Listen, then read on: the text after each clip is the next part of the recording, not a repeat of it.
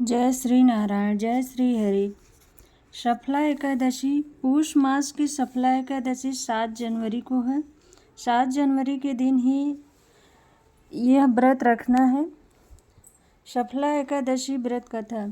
युधिष्ठिर ने पूछा, स्वामिन, पौष मास के कृष्ण पक्ष में जो एकादशी होती है उसका नाम क्या है, उसकी क्या विधि है तथा उसमें किस देवता की पूजा की जाती है, यह बताइए।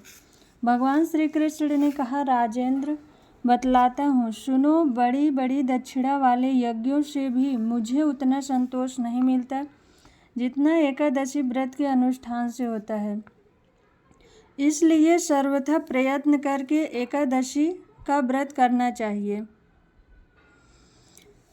पौष मास के कृष्ण पक्ष में शफला नाम की एकादशी होती है। उस दिन पूर्वोक्त विधान से ही विधि पूर्वक भगवान नारायण की पूजा करनी चाहिए।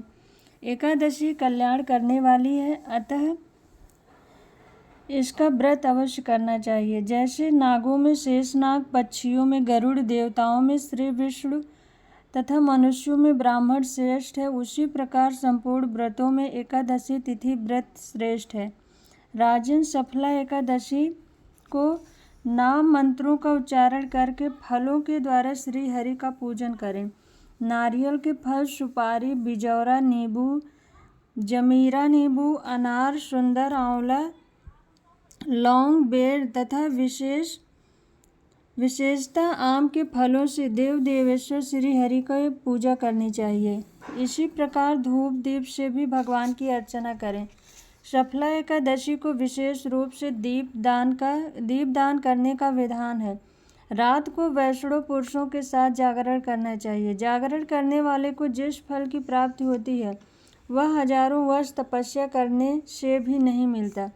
नृप श्रेष्ठ, अब शफला एकादशी की शुभ कारणी कथा सुनो। चंपावती नाम से विख्यात एक पुरी है जो कभी राजा महिष्मति की राजधानी थी। राजर्षि महिष्मत के 5 पुत्र थे। उनमें जो श्रेष्ठ था वह सदा पाप कर्म में ही लगा रहता था, पर स्त्रीगामी और वेश्यासक्त था। उसने पिता के धन को पाप कर्म में ही खर्च किया। वह सदा दुराचार परायण और ब्राह्मणों का निंदक था। वैष्णवों और देवताओं की भी हमेशा निंदा किया करता था। अपने पुत्र को ऐसा पापाचारी देख राजा महिष्मत ने राजकुमारों में से उसका नाम लुम्भक रख दिया। फिर पिता और भाइयों ने मिलकर उसे राज्य से बाहर निकाल दिया। लुम्भक उस नगर से निकलकर गहन वन में चला गया। वहीं रहकर उस पापी ने प्रायः समूचे नगर का धन लूट लिया। एक दिन जब वह चोरी करने के लिए नगर में आया तो रात में पहरा देने वाले सिपाहियों ने उसे पकड़ लिया, किंतु जब उसने अपने को राजा महिष्मत का पुत्र बतलाया तो सिपाहियों ने उसे छोड़ दिया। फिर वह पापी वन में लौट आया और प्रतिदिन मांस तथा वृक्षों के फल खाकर जीवन निर्वाह करने लगा। उस दुष्ट का विश्राम स्थान पीपल वृक्ष के निकट था। वहाँ बहुत वर्षों का पुराना पीपल का वृक्ष था। उस वन में वह वृक्ष एक महान देवता माना जाता था। पाप बुद्धि लुम्भक वहीं निवास करता था। बहुत दिनों के पश्चात एक दिन किसी संचित पुण्य के प्रभाव से उसके द्वारा एकादशी के व्रत का पालन हो गया। पौष मास में कृष्ण पक्ष की द्वादशी के दिन पापिष्ट लुम्भक ने वृक्षों के फल खाए और वस्त्रहीन होने के कारण रात भर जाड़े का कष्ट भोगा। उस समय न तो उसे नींद आई और न आराम ही मिला। वह निष्प्राण सा हो रहा था। सूर्योदय होने पर भी उस पापी को होश नहीं हुआ। शफला एकादशी के दिन भी लुम्भक बेहोश पड़ा रहा। दोपहर होने पर उसे चेतना प्राप्त हुई। फिर इधर उधर दृष्टि डालकर वह आसन से उठा और लंगड़े की भांति पैरों से बार बार लड़खड़ाता हुआ वन के भीतर गया। वह भूख से दुर्बल और पीड़ित हो रहा था। राजन, उस समय लुम्भक बहुत से फल लेकर ज्यों ही विश्राम स्थान पर लौटा त्यों ही सूर्यदेव अस्त हो गए। तब उसने वृक्ष की जड़ में बहुत से फल निवेदन करते हुए कहा, इन फलों से लक्ष्मीपति भगवान विष्णु संतुष्ट हो। यूं कहकर लुम्भक ने रात भर नींद नहीं ली। इस प्रकार अनायास ही उसने इस व्रत का पालन कर लिया। उस समय सहसा आकाशवाणी हुई, राजकुमार, तुम सफला एकादशी के प्रसाद से राज और पुत्र प्राप्त करोगे। बहुत अच्छा कहकर उसने वह वरदान स्वीकार किया।